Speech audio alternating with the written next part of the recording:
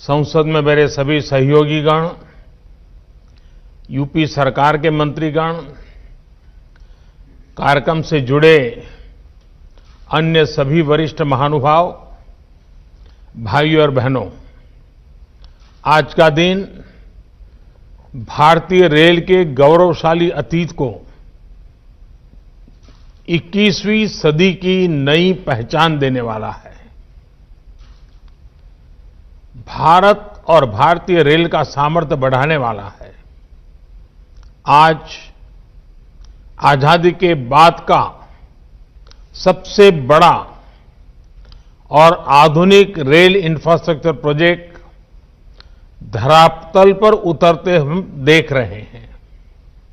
साथियों, आज जब खुर्जा भाऊपर फ्रेट कॉरिडोर रूट पर जब पहली मालगाड़ी दौड़ी तो उसमें नए भारत की, आत्मनिर्भर भारत की गुंज और गर्जना स्पष्ट सुनाई दी।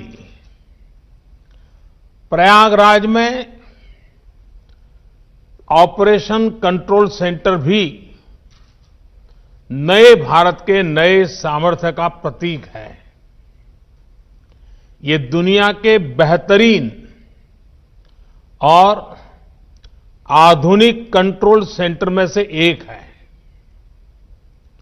और ये सुनकर किसी को भी गर्व होगा कि इसमें मैनेजमेंट और डेटा से जुड़ी जो टेक्नोलॉजी है वो भारत में ही तैयार की गई है, भारतीयों ने ही उसको तैयार किया है। भाइयों और बहनों, इंफ्रास्ट्रक्चर किसी भी राष्ट्र के सामर्थ्य का सबसे बड़ा स्रोत होता है। इंफ्रास्ट्रक्चर में भी कनेक्टिविटी राष्ट्र की नसें होती हैं, नाड़ियां होती हैं। जितनी बेहतर ये नसें होती हैं, उतना ही स्वास्थ्य और सामर्थ्यवान कोई राष्ट्र होता है। आज जब भारत दुनिया की बड़ी आर्थिक ताकत बनने के रास्ते पर की तरफ तेजी से आगे बढ़ रहा है, तब बेहतरीन कनेक्टिविटी देश की प्राथमिकता है। इसी सोच के साथ बीते 6 सालों से भारत में आधुनिक कनेक्टिविटी के हर पहलू पर फोकस के साथ काम किया जा रहा है।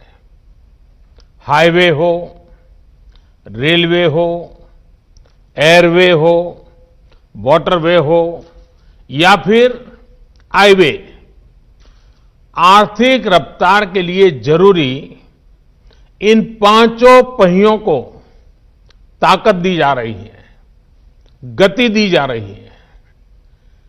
ईस्टर्न डेडिकेटेड फ्रेट कॉरिडोर, इसके एक बड़े सेक्शन का लोकार्पण भी इसी दिशा में बहुत बड़ा कदम है। साथियों, ये डेडिकेटेड फ्रेट कॉरिडोर, इनको अगर सामान्य बोलचाल की भाषा में कहें तो मालगाड़ियों के लिए बने विशेष ट्रैक हैं, विशेष व्यवस्थाएं हैं। इनकी जरूरत आखिर देश को क्यों पड़ी?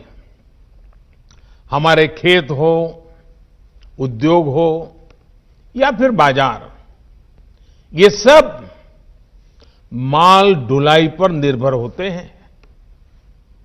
कहीं कोई फसल उगती है, उसको देश के अलग अलग हिस्सों में पहुंचाना पड़ता है। एक्सपोर्ट के लिए बंदरगाहों तक पहुंचाना पड़ता है।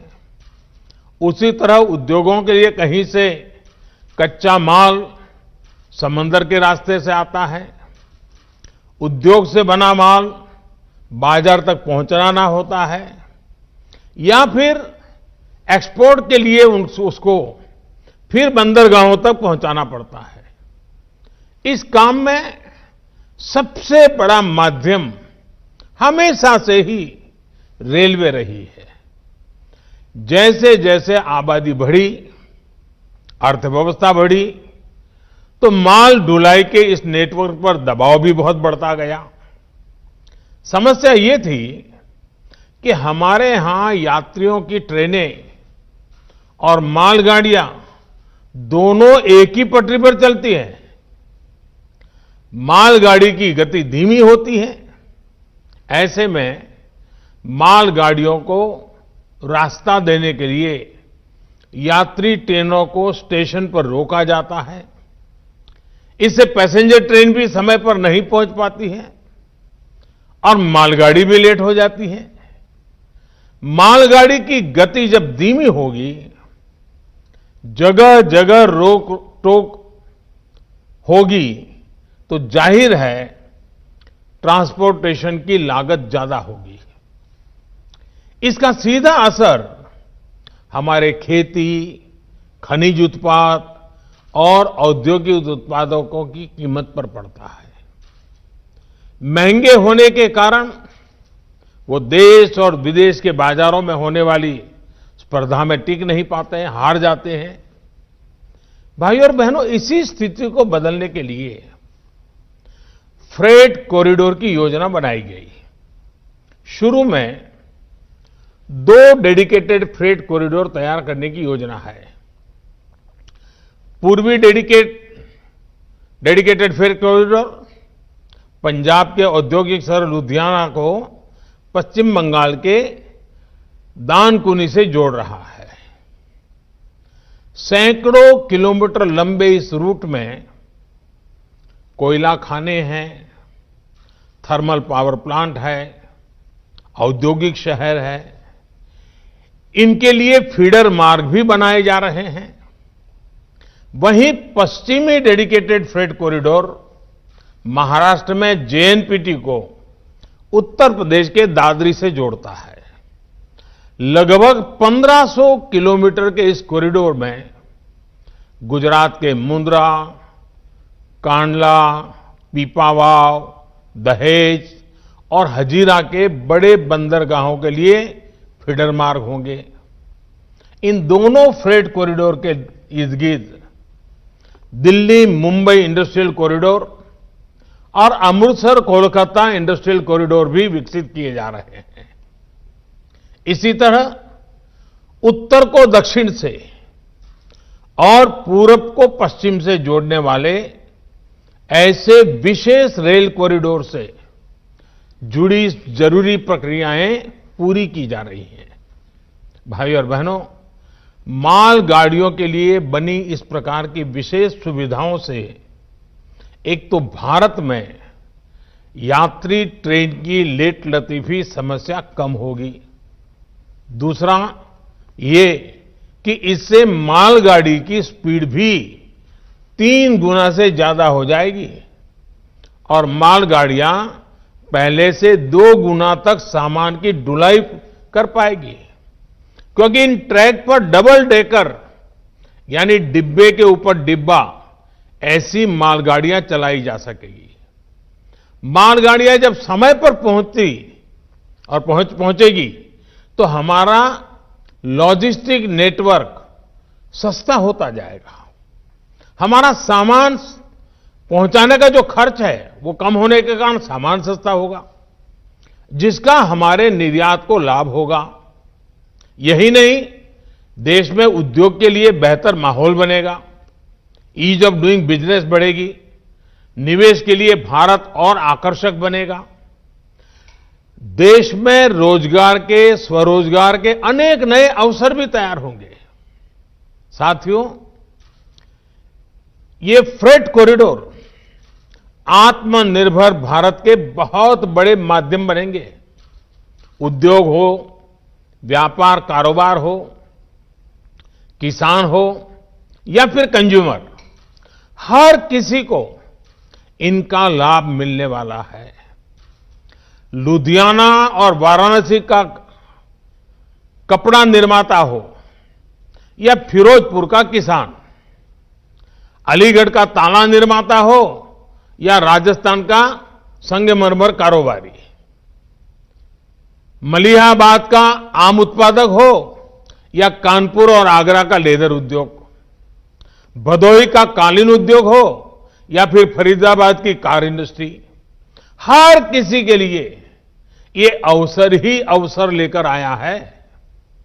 विशेष तौर पर औद्योगिक रूप से पीछे रह गए पूर्वी भारत को ये फ्रेट कॉरिडोर नई ऊर्जा देने वाला है। इसका करीब करीब 60% हिस्सा यूपी में है। इसलिए यूपी के हर छोटे बड़े उद्योग को इससे लाभ होगा।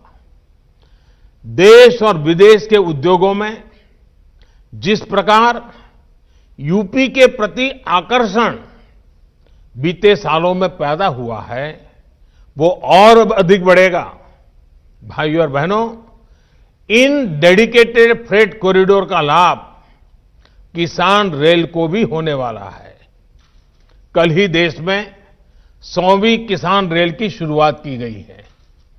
किसान रेल से वैसे भी खेती से जुड़ी उपज को देश भर के बड़े बड़े बाजारों में सुरक्षित और कम कीमत पर पहुंचाना संभव हुआ है।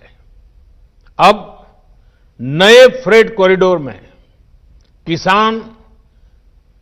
किसान रेल और भी तेजी से अपने गंतव्य पर पहुंचेगी। उत्तर प्रदेश में भी किसान रेल से अनेक स्टेशन जुड़ चुके हैं और इनमें लगातार बढ़ोतरी की जा रही है। उत्तर प्रदेश के रेलवे स्टेशनों के पास भंडारण और कोल्ड स्टोरेज की कैपेसिटी की बढ़ाई जा रही है। यूपी के 45 माल गोदामों को आधुनिक सुविधाओं से युक्त किया गया है। इसके अलावा राज्य में 8 नए गुड्स शेड भी बनाए गए हैं। वहीं उत्तर प्रदेश में वाराणसी और गाजीपुर में 2 बड़े पेरिशेबल कार्गो सेंटर पहले ही किसानों को सेवा दे रहे हैं। इनमें बहुत ही कम दरों पर किसान फल सब्जियां जैसी जल्दी खराब होने वाली अपनी उपज स्टोर कर सकते हैं। साथियों, जब इस प्रकार के इंफ्रास्ट्रक्चर से देश को इतना फायदा हो रहा है, तो सवाल ये भी उठता है कि आखिर इसमें इतनी देरी क्यों हुई। ये प्रोजेक्ट 2014 से पहले जो सरकार थी, उसकी कार्य संस्कृति का जीता जागता प्रमाण है। साल 2006 में इस प्रोजेक्ट को मंजूरी दी गई थी। उसके बाद ये सिर्फ कागजों और फाइलों में ही बनता रहा। केंद्र को राज्यों के साथ जिस गंभीरता से बातचीत करनी चाहिए थी, जिस अर्जेंसी से संवाद होना चाहिए था, वो किया ही नहीं गया। नतीजा ये हुआ कि काम अटक गया, लटक गया, भटक गया। स्थिति ये थी कि साल 2014 तक 1 किलोमीटर ट्रैक भी नहीं बिछा गया। 1 किलोमीटर भी नहीं। जो इसके लिए पैसा भी स्वीकृत हुआ था, वो सही तरीके से खर्च नहीं हो पाया। साथियों, 2014 में सरकार बनने के बाद इस प्रोजेक्ट के लिए फिर से फाइलों को खंगाला गया। अधिकारियों को नए सिरे से आगे बढ़ने के लिए कहा गया, तो बजट करीब करीब 11 गुना यानी 45,000 करोड़ रुपए से अधिक बढ़ गया। प्रगति की बैठकों में मैंने खुद इसकी मॉनिटरिंग की, इससे जुड़े स्टेक होल्डर से संवाद किया, समीक्षा की। केंद्र सरकार ने राज्य सरकारों से भी संपर्क बढ़ाया, उन्हें प्रेरित प्रोत्साहित किया। हम नई टेक्नोलॉजी भी लाए। इसी का परिणाम है कि करीब 1100 किलोमीटर का काम अगले कुछ महीनों में पूरा हो जाएगा। सोचिए, 8 साल में 1 भी किलोमीटर नहीं और 6-7 साल में 1100 किलोमीटर। भाइयों और बहनों, इंफ्रास्ट्रक्चर पर राजनीतिक उदासीनता का नुकसान सिर्फ फ्रेट कॉरिडोर को ही नहीं उठाना पड़ा है, पूरे रेलवे से जुड़ा सिस्टम ही इसका बहुत बड़ा भुक्तभोगी रहा है। पहले फोकस ट्रेनों की संख्या बढ़ाने पर रहता था ताकि चुनाव में उसका लाभ मिल सके, लेकिन जिस पटरियों पर ट्रेन को चलाना था उन पर निवेश ही नहीं किया जाता था। रेल नेटवर्क के आधुनिकीकरण को लेकर वो गंभीरता ही नहीं थी। हमारी ट्रेनों की स्पीड बहुत कम थी और पूरा नेटवर्क जानलेवा मानव रहित फाटकों से भरा हुआ था। साथियों, हमने 2014 के बाद इस कार्यशैली को बदला, इस सोच को बदला। अलग से रेल बजट की व्यवस्था को खत्म करते हुए हमने ऐलान करके भूल जाने वाली राजनीति को बदला। हमने रेल ट्रैक पर निवेश किया, रेलवे नेटवर्क को हजारों मानव रहित फाटकों से मुक्त किया, रेलवे ट्रैक को तेज गति से चलने वाली ट्रेनों के लिए तैयार किया, रेलवे नेटवर्क के चौड़ीकरण और बिजलीकरण दोनों पर फोकस किया। आज वंदे भारत एक्सप्रेस जैसी सेमी हाई स्पीड ट्रेन भी चल रही है और भारतीय रेल पहले से कहीं अधिक सुरक्षित भी हुई है। साथियों, बीते सालों में रेलवे में हर स्तर पर रिफॉर्म्स किए गए हैं। रेलवे में स्वच्छता हो, बेहतर खाना पीना हो या फिर दूसरी सुविधाएं, फर्क आज साफ नजर आता है। इसी तरह रेलवे से जुड़ी मैन्युफैक्चरिंग में भारत ने आत्मनिर्भरता की बहुत बड़ी छलांग लगाई है। भारत आधुनिक ट्रेनों का निर्माण अब अपने लिए भी कर रहा है और निर्यात भी कर रहा है। यूपी की ही बात करें तो वाराणसी स्थित लोकोमोटिव वर्क्स भारत में इलेक्ट्रिक इंजन बनाने वाला बड़ा सेंटर बन रहा है। रायबरेली की मॉडर्न कोच फैक्ट्री को भी बीते 6 सालों में डेंटिंग पेंटिंग की भूमिका से हम बाहर निकाल कर लाए हैं। यहां अब तक 5,000 से ज्यादा नए रेलवे कोच बन चुके हैं। यहां बनने वाले रेल कोच अब विदेशों को भी निर्यात किए जा रहे हैं। भाइयों और बहनों, हमारे अतीत के अनुभव बताते हैं कि देश के इंफ्रास्ट्रक्चर के विकास को राजनीति से दूर रखा जाना चाहिए। देश का इंफ्रास्ट्रक्चर किसी दल की विचारधारा का नहीं, देश के विकास का मार्ग होता है। ये 5 साल की पॉलिटिक्स का नहीं, बल्कि आने वाली अनेकों पीढ़ियों को लाभ देने वाला मिशन है। राजनीतिक दलों को अगर स्पर्धा करनी ही है तो इंफ्रास्ट्रक्चर की क्वालिटी में स्पर्धा हो, स्पीड में स्पर्धा हो, स्केल को लेकर के स्पर्धा हो। मैं यहां एक और मानसिकता का भी जिक्र करना जरूरी समझता हूं, जो अक्सर हम प्रदर्शनों और आंदोलनों के दौरान देखते हैं। ये मानसिकता देश के इंफ्रास्ट्रक्चर को, देश की संपत्ति को नुकसान पहुंचाने की है। हमें याद रखना चाहिए कि इंफ्रास्ट्रक्चर, ये संपत्ति किसी नेता की, किसी दल की, किसी सरकार की नहीं है। ये संपत्ति देश की है, ये संपत्ति आपकी है, देश के नागरिकों की है। हमारे हर गरीब का, हर करदाता का, मध्यम वर्ग का, समाज के हर वर्ग का इसके पीछे पसीना लगा हुआ है, उसका पैसा लगा हुआ है। गरीब ने अपने पेट काट करके पैसा दिया है, तब सब बनता है। इसको लगने वाली हर चोट देश के गरीब, देश के सामान्य जन को चोट है। इसलिए अपना लोकतांत्रिक अधिकार जताते हुए हमें अपने राष्ट्रीय दायित्व को भी नहीं भूलना चाहिए।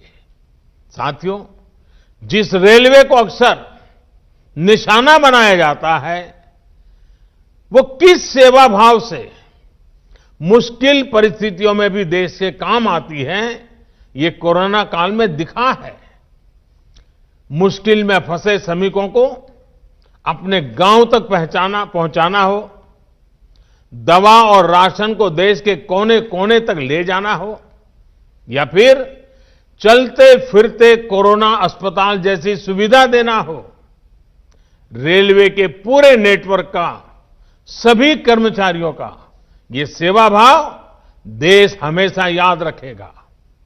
यही नहीं, इस मुश्किल समय में रेलवे ने बाहर से गांव लौटे श्रमिक साथियों के लिए 1 लाख से ज्यादा दिनों का रोजगार भी सृजित किया है।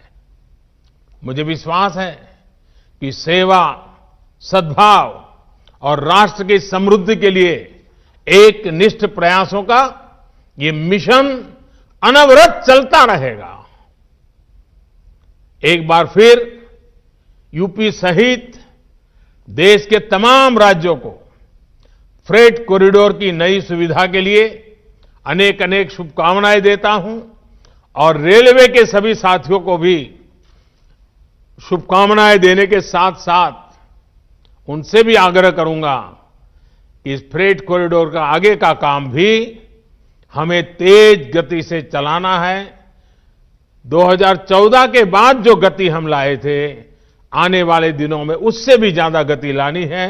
उसलिए मेरे रेलवे के सारे साथी जरूर देश की आशा अपेक्षा पूरी करेंगे। इस विश्वास के साथ आप सबको बहुत बहुत बधाई, बहुत बहुत धन्यवाद।